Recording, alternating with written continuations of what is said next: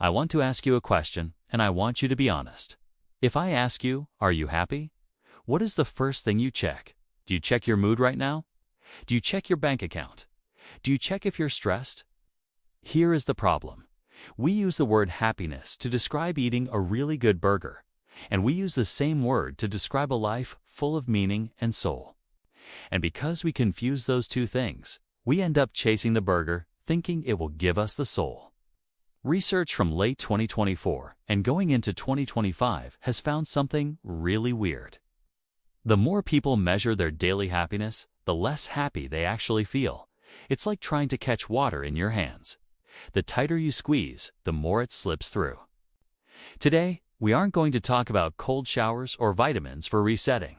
We are going to talk about what happiness actually is, according to psychology, and why your brain is arguably designed to prevent you from feeling it. Let's get the hard truth out of the way first. Evolution does not care if you are happy. Evolution cares if you survive. There is a theory called evolutionary mismatch. Basically, your brain is still running Stone Age software in a digital world. In the Stone Age, if you heard a rustle in the bushes, you had to assume it was a tiger. If you assumed it was the wind and you were wrong, you died. So, we evolved a negativity bias.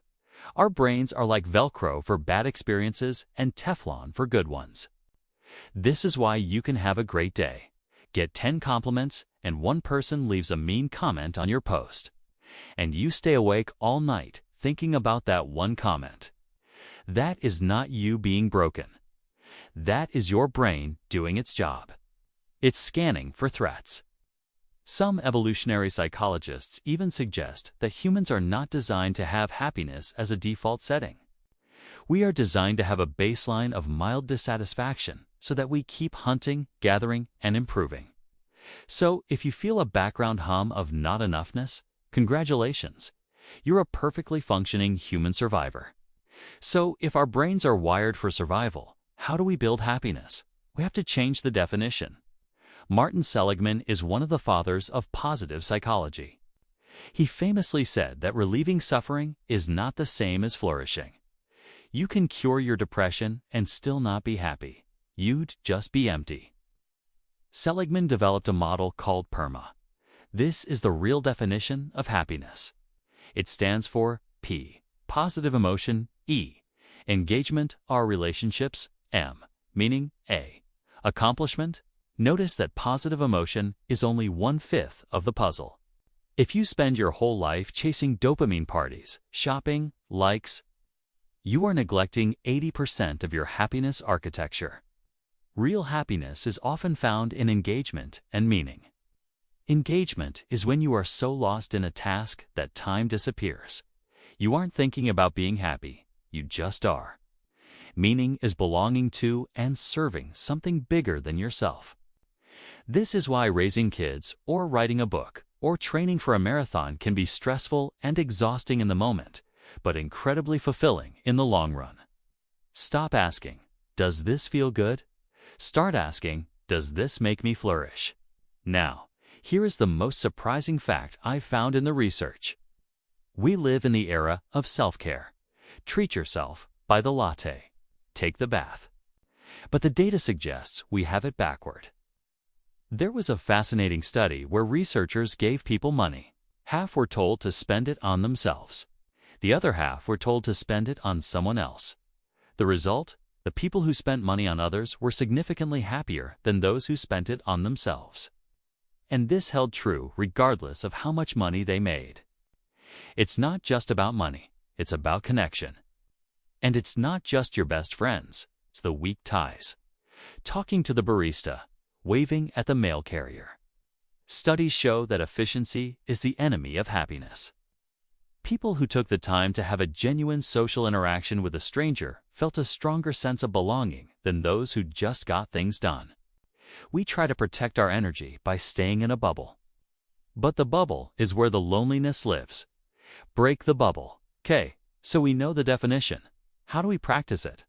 I want to teach you something called the Tetris Effect. You know how if you play Tetris for hours, you start seeing blocks falling in your sleep? That's a cognitive afterimage. Your brain gets stuck in a pattern. Right now, many of us are stuck in a stress Tetris. We scan the world for problems, deadlines, and threats. We are training our brains to be unhappy experts. We have to retrain the scanner. There is a specific protocol for this, the 3 good things exercise. Every night, write down 3 things that went well and why they happened. It sounds too simple to work.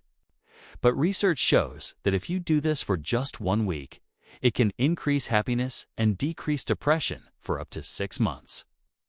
Why? Because you aren't just thinking positive, you are physically retraining your reticular activating system, the filter in your brain to scan the world for the positive pattern instead of the threat pattern. You are playing positive Tetris. I want to leave you with this. If you feel lost right now, or if you feel like you're doing life wrong because you aren't smiling 24/7, please stop. Happiness isn't a destination you arrive at. It's not a permanent state. The research shows that life satisfaction actually dips in our 40s and 50s at, say, U-curve, and then it goes back up. It's a ride. It changes. You are not a machine that needs to be fixed. You are a human being who is designed to survive, but who has the capacity to flourish. Focus on meaning, and forgive yourself for not being happy every single day. I want to start a positive Tetris chain in the comments. Tell me one small, good thing that happened to you today. Let's retrain our brains together. I'll see you down there.